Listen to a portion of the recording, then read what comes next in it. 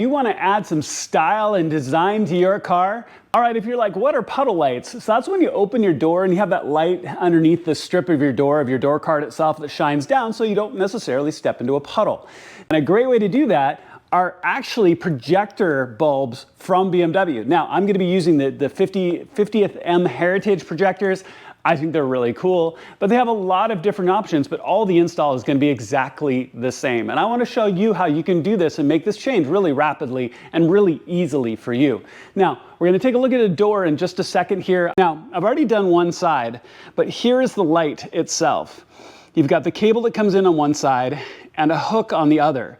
So what ends up happening is if this is your door card and the hole that it's in, this fits up in with the cable and then snaps upwards with these little hooks that hang onto your door card. Okay?